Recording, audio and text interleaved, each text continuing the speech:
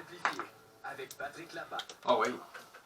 Notre expert en immobilier, Patrick Lapalme, de chez Remax Prestige. Bon matin, Patrick. Hey, salut Sylvain. Comment tu vas? Hey, super, toi? Très, très bien. Good. Quand on veut vendre sa maison, il va étape par étape. Oui. Et tu vas nous parler ce matin de la première étape, des premières étapes avant de vendre. Mon premier réflexe, moi, c'est d'appeler Patrick Lapalme. Ça serait très gentil de le faire, mais il y a d'autres étapes avant que vous devez faire, avoir une bonne réflexion naturellement. Ça, on le sait, hein, tous, c'est d'actualité, les hausses de taux d'intérêt. Il y a beaucoup de personnes qui vont se poser des questions par rapport à leur budget de maintenir la propriété. Donc, la première question, la première chose que vous devez faire, c'est appeler votre institution financière concernant votre pénalité. Donc, la pénalité, elle, ce qu'il faut savoir, c'est que si vous achetez, un exemple, vous avez 200 000 d'hypothèque, et là, vous voulez grossir la propriété, vous allez avoir une hypothèque qui va être plus grosse que celle que vous aviez déjà là. Naturellement, c'est toujours l'institution financière qui va vous donner les réponses. Moi, je vous donne les grandes lignes. Ça va être elle qui va vous dire, parfait, vous allez acheter une propriété plus grosse, donc il n'y aura pas de pénalité, on continue le taux même terme pour finir l'hypothèque, il n'y a pas de problématique. Vous désirez faire le contraire. Vous désirez vendre votre propriété, il vous reste 200 000 d'hypothèque, mais vous voulez rapetisser la propriété. Chose qu'on commence à voir arriver là, sur le marché. Bien, là, ce que vous allez voir probablement payer, c'est la partie, un exemple, vous avez 200 000 d'hypothèque, vous achetez une propriété à 150 000, vous allez payer une pénalité sur le montant du 50 000. Encore là, tout dépend si vous avez une hypothèque à taux fixe, à taux variable. Il y a plein de paramètres, naturellement, l'institution financière est votre premier allié pour avoir cette réponse-là. Et si, naturellement, vous vendez la propriété pour aller en location, bien là, vous allez avoir la pénalité complète à payer sur le restant de l'hypothèque, naturellement, toujours avec les taux fixes ou les taux variables, ça va changer. C'est la première chose vraiment que vous allez savoir pour voir votre budget et dire, bon, est-ce que je vends, de quelle façon que je vais aller procéder. Donc, c'est vraiment important de s'assurer d'avoir toutes ces réponses-là avant même de faire la mise en marché.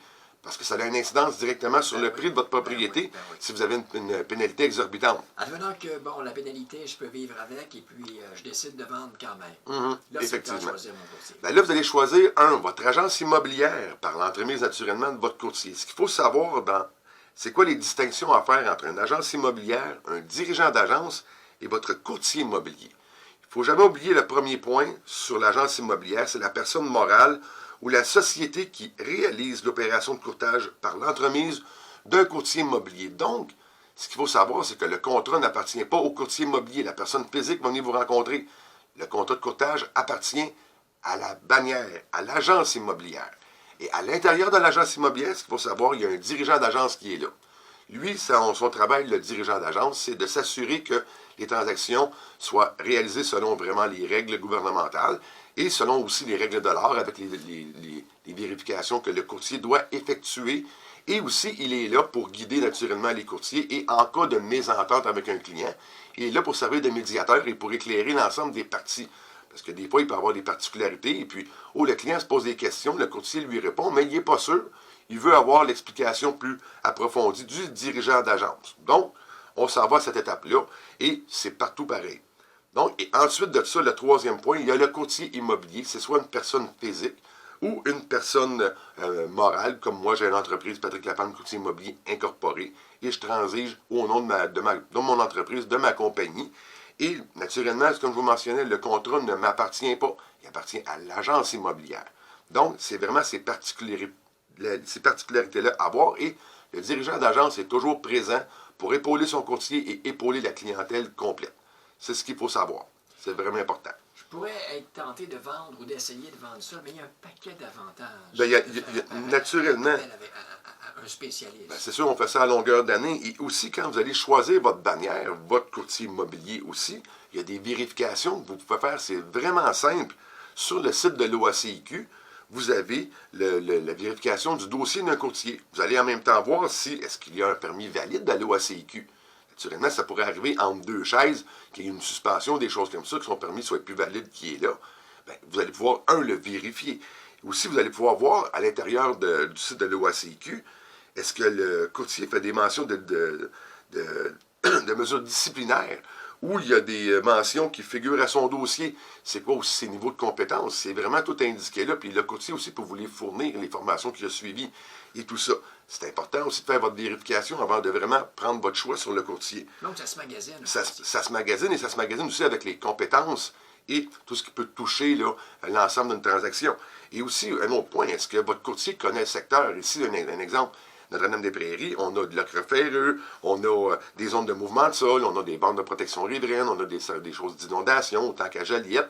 On peut aller vraiment voir, s'assurer, est-ce que notre courtier connaît vraiment les particularités de l'endroit qu'il va vendre? Est-ce qu'il connaît aussi les installations sanitaires? C'est aussi ces points-là qui sont très importants pour voir le type de propriété que vous avez à vendre et ce que le service qu'il va vous offrir. Sa disponibilité aussi, c'est très important.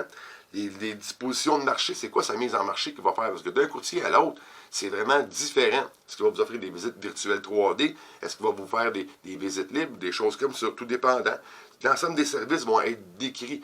Passez-en plusieurs en entrevue pour vraiment vous assurer de voir aussi si la chimie fonctionne, de quelle façon il va connaître l'immeuble, de quelle façon il va vous donner des trucs pour améliorer la vente de votre propriété. Même chose pour les bannières. Je pense que chaque bannière a ses avantages. On parle régulièrement des avantages de Remax. Naturellement, c'est sûr qu'on est, on est les plus vus, les plus vendus, on a les plus grandes parts de marché. Il faut vraiment faire les vérifications pour s'assurer c'est quoi le produit qu'on a à vendre aussi. Si on a des produits qui sont plus difficiles à vendre, ça va prendre une mise en marché qui va être totalement différente. Il faut vraiment regarder, demander à votre courtier qui va se présenter chez vous, de voir c'est quoi sa mise en marché, c'est quoi les services qu'ils vont vous offrir, sa disponibilité. Il a vendu combien de propriétés dans le secteur, ses connaissances et tout ça. C'est vraiment passer en entrevue vos spécialistes, en même titre qu'un médecin, qu'un généraliste et tout ça. Il faut vraiment s'en assurer. Combienième chronique ce matin? 273e ce matin. On peut tous les retrouver à quel endroit? Ben, sur la chaîne YouTube, sur le Facebook, tout y est disponible. Pour me rejoindre, c'est facile, 450-499-5544. Merci mon cher Patrick Lapalme. Un but, une passion. Vendu!